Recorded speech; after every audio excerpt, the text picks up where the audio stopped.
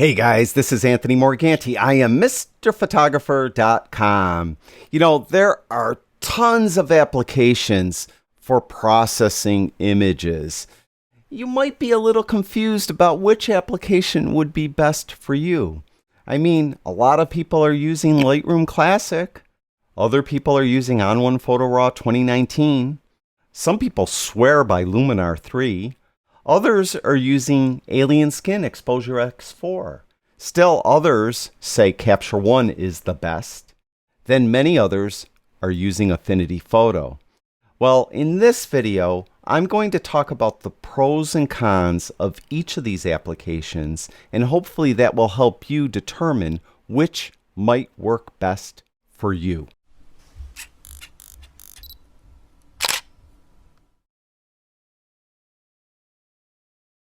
Before I begin, just let me say that, of course, there's way more applications out there that will process images than the 6 we're going to talk about today. Of note, there are 2 very popular open source applications that I want to mention. One is called Darktable, and the other is called Raw Therapy. The reason why I'm not including them in the rundown that I'm doing today is because I'm really not very familiar with either of those applications. I do not use them every day, so I'm not familiar with them enough to compare them feature to feature with the ones I'll be talking about. So I would be remiss though if I didn't mention them. And in the description below this video, I have links to Darktable and Raw Therapy, so you could download them and try them out. As I mentioned, they're open source, so they're free, and maybe there's something that would work for you. Now, the 6 I'm going to talk about today, I am an affiliate for 5 of them, so I want to mention that at the top as well. And in the description below this video, I'll have a link to my Code of Ethics statement. Please read that. You could understand what it means to be an affiliate and what it means for me to be an affiliate. So you could check that out. Now we're going to start out talking about Lightroom. Now all the applications are non-destructive RAW editors. Of course you could edit other images beside RAW files, but they're all the same in that regard. They're non-destructive RAW editors. And we're going to talk about the most popular, maybe, and maybe the most maligned is Lightroom. Lightroom has a lot of advantages to it. First of all, let's talk about the pros. It has a digital asset management module. That's library module, and it's very comprehensive. You could create collections and put images in collections. You could star rate and color label images. You could edit metadata. You could move images from folder to folder. You could do a lot of work on images and the metadata of the images in the library module. So it's a very comprehensive library module. It has a develop module. That's where all the processing's done. It uses, the standard type of tab processing where you have a tab for the tone and presence, another tab for the tone curve, another tab for color, another tab for detail, and so on. So it kind of uses that method. Very standard kind of processing. It has kind of rudimentary standard tools, cropping, spot removal, has a red eye, pet eye removal tool, it has graduated filter, radial filter, and a brush. So it does do its job. I mean, it really does work well. It's been out a long time. It is pretty stable as far as I'm concerned, runs well on my machines. I do hear people complain now and then it crashes on their machine, but it does work pretty well on mine. Now, it has a lot of modules. Now, for some people, it may be worthless to have all these modules. For example, it has a map module, which I rarely use. It has a web module that I never use. It has a book module that I used once. But a lot of people like it. They like to create books. And with the book module, you could create a book from within Lightroom, upload it to the printer from within Lightroom, pay for it from within Lightroom, and never leave Lightroom and create a book. You also create a slideshow in Lightroom. But what I want to talk about a little more in depth is the print module. The print module is pretty in depth in Lightroom. You could load ICC profiles for your printer. ICC profile is something you would get from the paper manufacturer. So you're using a very specific brand of paper like Hahnemühle Photo Rag paper. You could go to Hahnemühle's website and download an ICC profile for their paper for the specific printer you're using, load it into Lightroom, And then Lightroom controls the printing. Lightroom will tell that printer exactly how to use or to print to that paper. And very powerful print capabilities, as I mentioned, in Lightroom. And a lot of photographers who print a lot love the print module. Not the easiest module to use. And I do have videos, I think 4 videos on the print module that explain how to use it. But it is something that is kind of unique to Lightroom in a way, but something that you could use. Now, there is no LUT support in Lightroom, but it does have camera profiles, and it also has support for something like the X-Rite color checker. For those of you not familiar, this is an X-Rite color checker. It looks like a palette of watercolor paints. What a photographer would need this for is if they absolutely positively must have the exact precise colors in their photo, they would use this and put this in the scene and light it with the lights they're using in their photo and take a photo with this. Then they use the software that's available in this to analyze it, and it comes up with a profile that you load into Lightroom, that it actually loads into Lightroom for you, so that when you're taking photos in that same environment with the same lighting, the colors will be exact. Now, advertising photographer that's doing work for, say, Coca-Cola Red has to be exact. IBM Blue must be exact. And that's why photographers will need to use an app or a device such as this. And that's where Lightroom comes in, because it's integrated into Lightroom. Their software will load it into Lightroom, and you could very easily then make sure that you're getting true colors. Fashion photographers, designer puts out a dress or something, and they want that color exact in the photos. There you go. That's where Lightroom shines. It also has tethered support, so if you're in a studio shooting tethered, it has that. It has HDR and panorama support. It does not have focus stacking support though, but you could do HDRs and panoramas. Let's see. Some other, cons is there's no layer support at all. So you can't do anything with layers. It has limited masking. It just has masking for the local adjustment tools, and the masking for those tools is a bit quirky and unique to Lightroom. I do have some recent videos I've done on the masking in Lightroom. I encourage you to watch those if you're interested in doing any masking with Lightroom. But as I mentioned, it's limited to the local adjustment tools. It has no LUT support at all, so you cannot apply a LUT to your image, but it does have, as I mentioned, comprehensive profile support, and profiles are kind of like LUTs.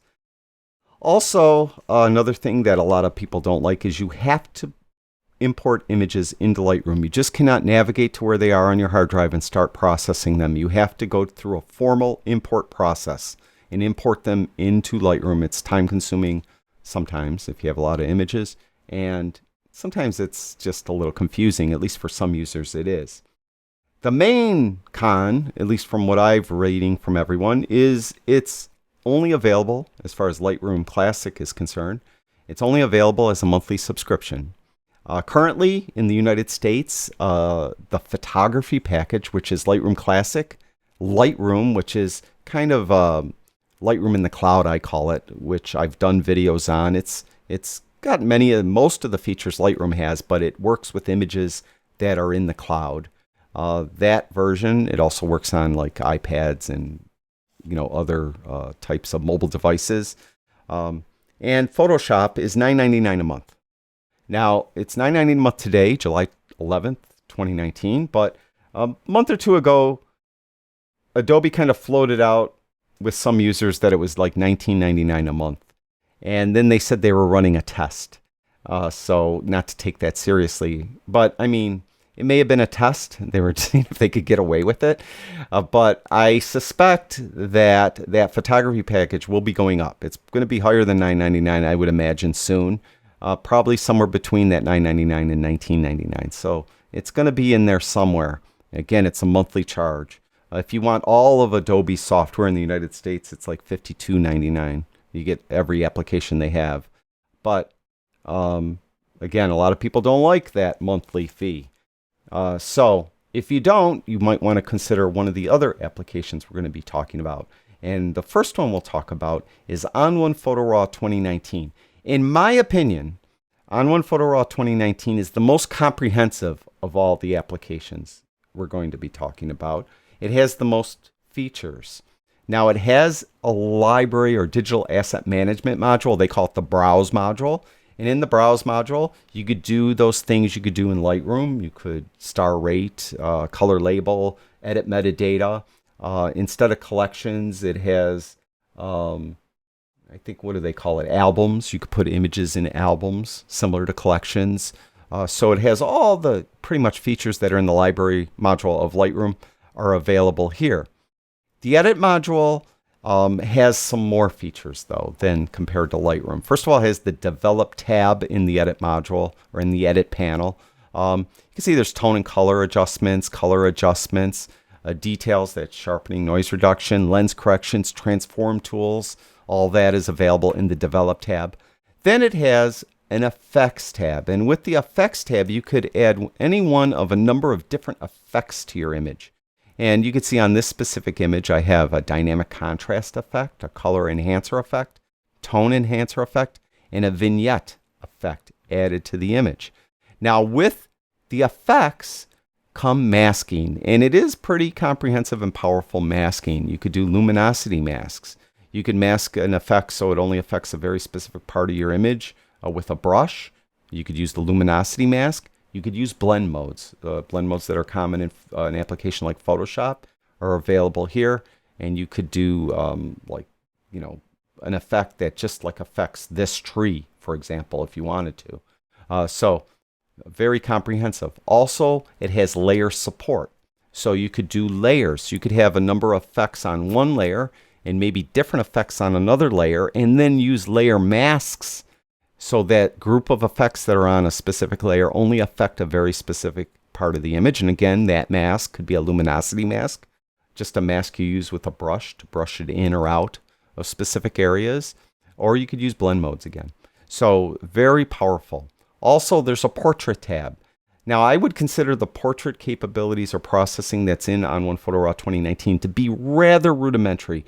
But you got to remember where I'm coming from. I've been a professional for some time, and I've learned portrait processing in Photoshop. In Photoshop, you could do some really powerful like skin smoothing and things in Photoshop. It's a little more rudimentary in On1 Photo RAW 2019, but it's much faster and much easier to use. You could enhance eyes. You could whiten teeth. You could redden lips. You could smooth skin. You could remove blemishes, have tools to remove blemishes. So very easy to use, very quick. And I think most professionals could get away with using the portrait tab here. Wedding photographers, graduation photographers, and so on. No problem. I think the portrait tab works fine. You also could process HDR images, panorama images, and focus stacking are available in On1 Photo RAW 2019. So as I mentioned, it's very comprehensive application. It has ICC support for printers and printer paper.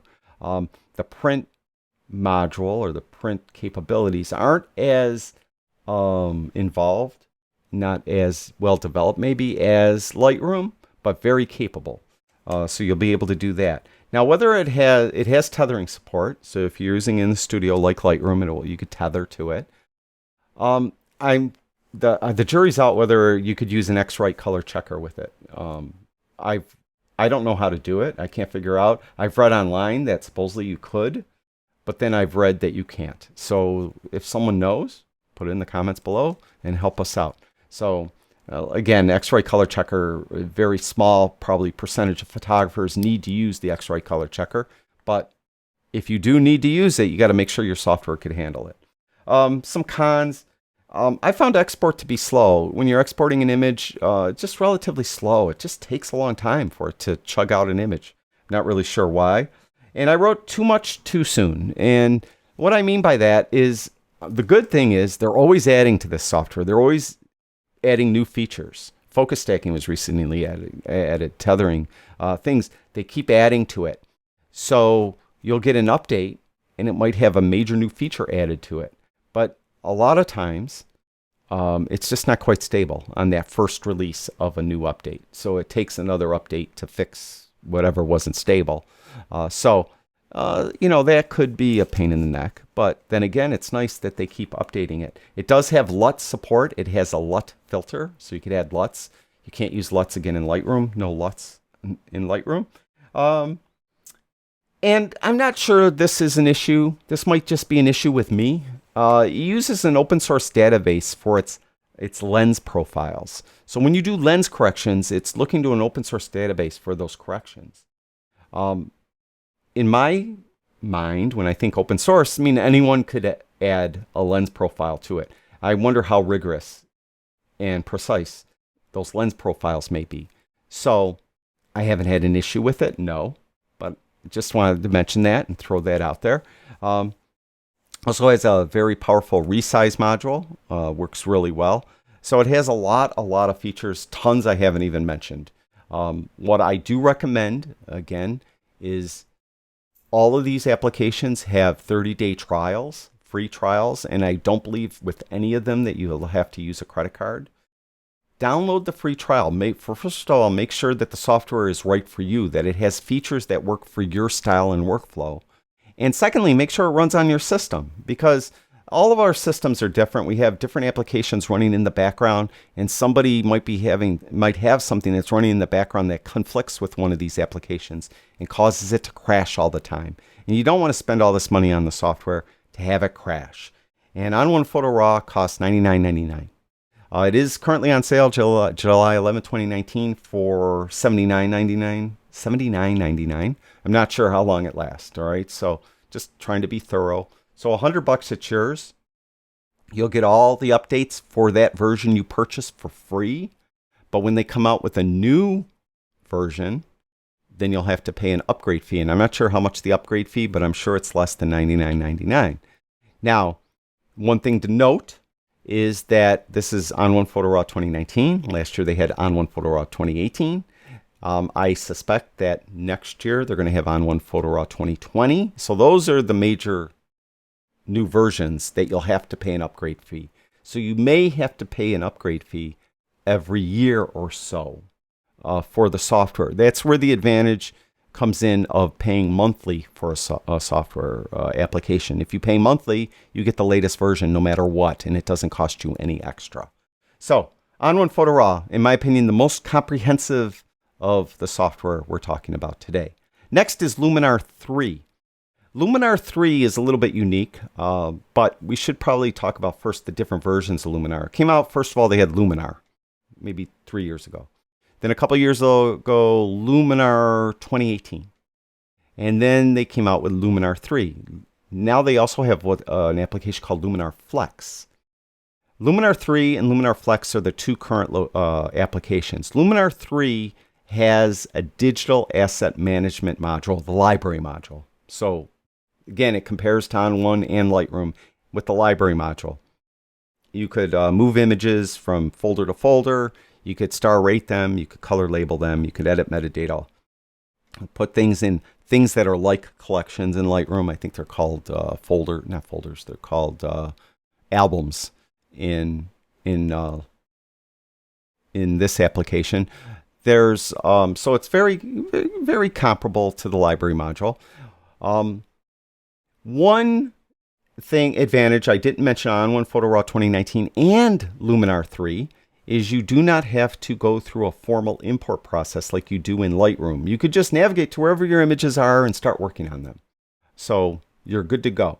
Also, if you're a Lightroom user, you could import your Lightroom catalog, although it doesn't import the edits. It just imports the catalog or where it is. It's a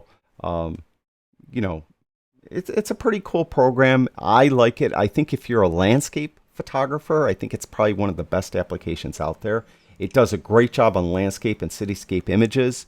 It has 52 different filters. Now, it doesn't have the tab design like Lightroom has, in the develop module. It has different filters like the effects are in On1. Remember in On1 Photo RAW, we had these different effects, and you click on Add Filter, and you can see these different effects filters. Well, Luminar is similar, except it has 52 different ones. Look at all of them. So there's all different types of things you could do to your image. And with that, it would probably satisfy just about any style. So if you're a high contrast black and white shooter, you may find this works great, as I keep hitting my mouse and switching. Or on the other hand, if you're a pseudo HDR photographer, you may find it works equally great. So it will satisfy a lot of different types of photography and photographers. And you'll find a filter or set of filters that are, you know, satisfy your style or that you'll enjoy using. It has filter masks, so you could apply a filter to a very specific part of your image. You could do it with a brush or use a luminosity mask. So very powerful there. It also has layers, so you could put filters on different layers and then use layer masks to mask it in again with a brush, or use a luminosity mask to apply it to very specific areas and parts of your image with the layers. It does not have HDR, and it does not have panoramas, and it does not have focus stacking. So that isn't there. It does have LUT support though, so you can put LUTs or use LUTs on this application. So Lightroom, no LUTs. On1 and Luminar 3, LUTs. Also, I started talking about, and I got sidetracked, is the other application, Luminar Flex, does not have the library module, but it's meant to be used as a plugin, mainly for Lightroom and Photoshop. So if you're a Lightroom user, but you want to take advantage of these 50 plus filters, you could buy Luminar Flex and use it as a plugin, and then, you know, adjust your image accordingly as a plugin. So it's pretty powerful, but it has some significant cons I need to mention. First of all, Windows users. The Windows version is lagging the Mac version feature-wise, and it's been since it came out. The company that makes Luminar is called Skylum Software. They were originally called McFun. They made applications exclusively for Mac computers. A few years ago, they changed their name to Skylum, and they started porting those those applications over to Windows. Now, it's my opinion. I have no proof of this. It's just an educated guess that most of the programmers there are probably Mac programmers, and they innovate and create new versions of the application on Mac first, and then port it over to Windows later. So there's features that are in the Mac version that aren't in the Windows version. And they're trying with every release to make them more equal to one another, but there's still some things that are missing. Also, the Windows version isn't as stable as the Mac version. I hear a lot of Windows users complaining that it's really slow or that it crashes a lot. So again, this is where that 30-day free trial comes in. Download it and try it out. Make sure that it works for you and works the way you expect it to work. The price is $70. They have some, you know, add-ons to it where you get some, they call it looks, which are really presets you could pay a little extra. But $70 is Luminar 3. And again, it's standalone program, includes library module, all that stuff. And you're good to go. So pretty cool. Again, though, some of those, you know, stabilization as far as being how stable it is on Windows computers. Also, what I found too, I should mention real quick, I found the erase brush to be really slow. So if you're removing sensor spots and things, it's slow and a little buggy. Also, there's no printer ICC profile support. So if you're planning to print your own images to like expensive, you know, photo rag paper or something like that, there's no way for you to use the printer's ICC profile or the paper's ICC profile. So that's something that might make the program not applicable or not usable for you. So keep that in mind. Next application we're going to talk about is Alien Skin Exposure X4. This one too has a library module. And again, the library module, you could do all that library stuff we talked about before. Also, it used kind of the tab layout like Lightroom does. So you have like a basic tab where you could do tone adjustments, detail tab for sharpening, and so on. You can see it has layers and masks. Now, the masks aren't as advanced as, say, the masks are in On1 Photo RAW 2019 or in Luminar 3. There's no luminosity masks, just basic masks. So you could come in and use a brush to mask in or out the adjustments in specific parts of your image. At least there's mask. I mean, Lightroom doesn't have any masking at all. The other thing is there's no profile support. So there's no camera profiles you see in the basic tab. Whereas in Lightroom, On1 Photo RAW have profiles, and Luminar 3 actually have profile support. You can see there's none here. So there's no profile support. Let's see. It has no HDR, no panoramas, and no focus stacking. And it doesn't have the printer ICC profile support either. So if you're printing yourself, you cannot use printer ICC profiles here either. So that might be a disclaimer. Or not a disclaimer, just something making you not want to use the application. This program is a little more expensive than some of the others. This is $119. You could upgrade if you own an older version for $79. But of the applications, this one, in my opinion, at least on my computer, runs the fastest and is the most stable. You do not have to formally import images into this like you do in Lightroom. So it's similar to On1 Photo RAW and Luminar. You can just navigate to wherever they are on your computer and start processing them. So it's very stable. It works well. It's a good RAW processor. It just doesn't have some of those features that you might want. So profiles specifically, especially if you're using like an X-ray color checker, you know, there's no tethering as far as I know in this either. Pretty, I'd say, I don't want to call it a basic RAW processor, but compared to the other applications, I guess it's more basic. All right. So that is Alien Skin Exposure X4. Next one is Capture One. Capture One is, I'll tell you right off the bat, if Alien Skin Exposure X4 is the easiest program to use, Capture One is definitely probably the hardest to use. It's difficult to kind of get the hang of. So it has the equivalent of a library module, and again, you could do the star ratings and the color labels and all that stuff, and you can see that's over here on the right, and you can see where I could star rate an image or give it a color, a label, stuff like that. So it has all that. In the edits part of it, though, that's where it gets a little more complicated. It uses kind of the tab system that is in Lightroom, although you have a little more control of moving them around and putting them in different spots or just not having them appear at all. But you can see it's a little more, it's on the left, and it even looks a little more complicated. So there is going to be a bit of a larger learning curve. Now, the advantage of Capture One, a lot of photographers feel, is Fuji photographers love it. They think it processes Fuji images made with the X-Trans sensor much better than any other application, especially Lightroom. This is an image made with Fuji. I forget which one. I think an X Pro 2 maybe. But either way, this is a Fuji RAW file, and you can see the processing done on it. So a lot of Fuji photographers love it. Sony photographers love it too. A lot of Sony photographers think it processes Sony RAW files really well as well. Now, there's really no HDR capabilities. There's no focus stacking, no panoramas. There is tethering, if I remember right. There's now in this one you have to import images. You just can't navigate to where they are on your hard drive and start working on them. So you do have to go through a formal update process. So there's that.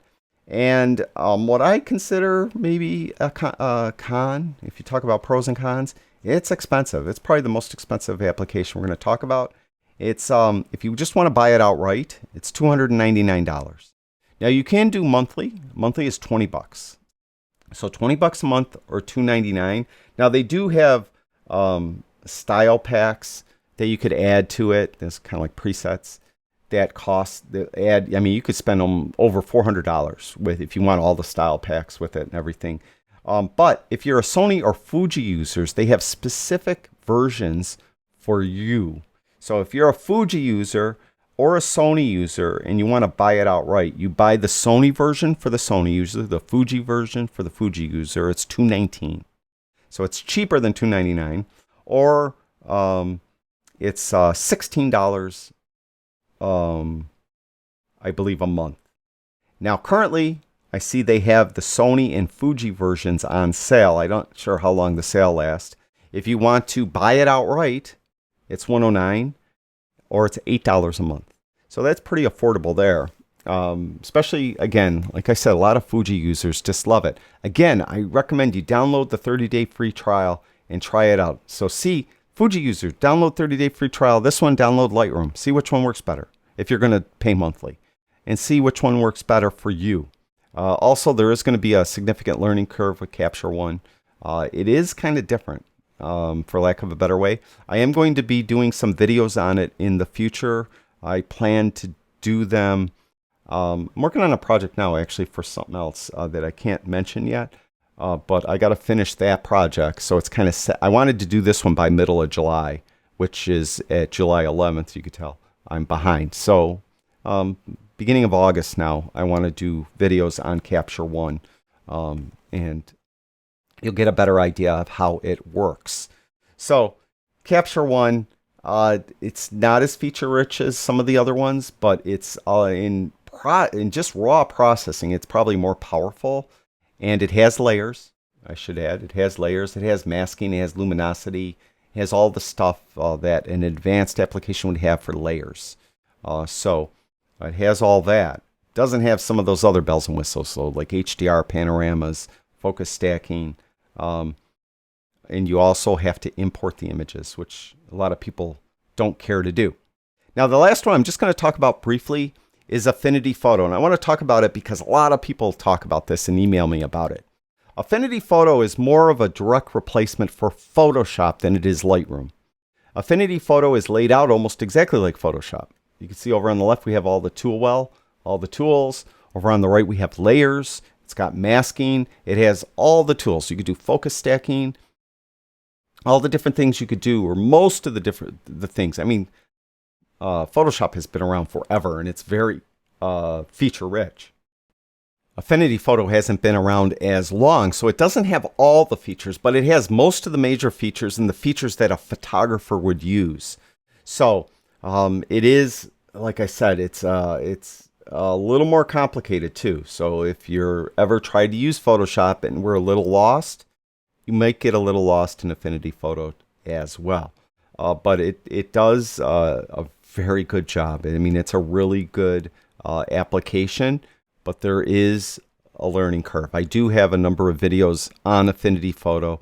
You could check those out if you're interested in Affinity Photo. And actually, I may have misspoke earlier. I'm not sure if Affinity Photo has a trial. I'm not sure if it does. Someone could write in the comments section below if they do. It is available for Windows and Mac in the Apple store for Mac, and online, I believe, for Windows. And it's really relatively cheap for what it is. It's $49. So compared to $49.99. When you compare it to Photoshop, before Photoshop was Photoshop CC, it was like $700 to buy. So you could see, while a lot of people chose to use Affinity Photo over Photoshop. But now with the photography package, if you want to spend the $10 a month, as it is now, you'll get Photoshop as well, and then you wouldn't need an application like Affinity Photo. But I do find that Affinity Photo does a lot of things faster than Photoshop. Photo stacking, for example, way faster in Affinity Photo, like 5 times faster on my computer compared to Photoshop, and it does the exact same thing. It does the exact same thing. Some other types of blending, image blending, way faster on Affinity Photo compared to Photoshop. But if you're really into Photoshop, you may want to check out Affinity Photo. It's lower overhead too, I think, on your machine, so it doesn't use as many resources. So I found it works really well. But I wanted to mention it only because I get a lot of people asking me about it, but it's really not a direct replacement for Lightroom. It does everything Lightroom could do, but it does way more. And it's a little more complicated and has a bigger learning curve. So throw that out there. I'm sorry this video took so long. I really am. I know I probably forgot to mention a lot of things. If I forgot any feature or anything, feel free to comment below. I want to try to be as thorough as possible, and I won't mind if you correct me if I made a mistake. Whatever it takes, so we make sure that whoever is interested in getting any of these applications knows what they're getting. I just want it to be as accurate as possible. So that's it. Thank you, everyone who watches my videos. I truly do appreciate it. I'll talk to you guys soon.